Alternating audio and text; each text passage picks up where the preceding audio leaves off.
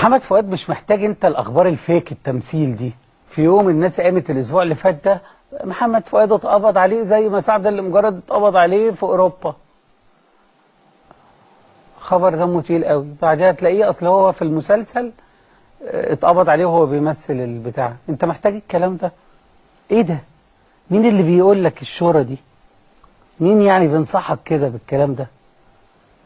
لا ما تجيش، ده انت كبير قوي، ما تجيش في بعد ما كبرت كده وتحصل حاجات من دي. ده انت اسمك كبير قوي. اهو الخبر اهو اللي هو بيصور في فرنسا، فانتشرت الصورة ان اتقبض عليه. هي باينه قوي ان هي معموله كده بمسلسل الظاهر. الشرطه قبضت عليه بيجسد فيه محمد عشان ينزل في الاخر بقى. بصوا الخبر بقى بتاع هقول لكم انا، يلا اقول لكم الخبر ده بطريقه البرامج الفنيه بتاعت التلميع. حلو.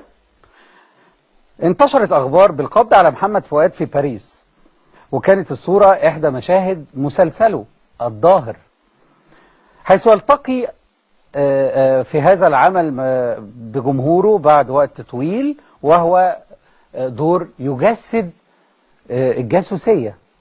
وقد ايه المشهد ده اللي احنا شفناه دلوقتي جذب العديد والعديد من المشاهدين، اللي خلاهم يفتكروا فعليا ان محمد فؤاد اتقبض عليه. وده بالتشابه مع نجم المغرب المعرض للسجن حالا سعد المجرد.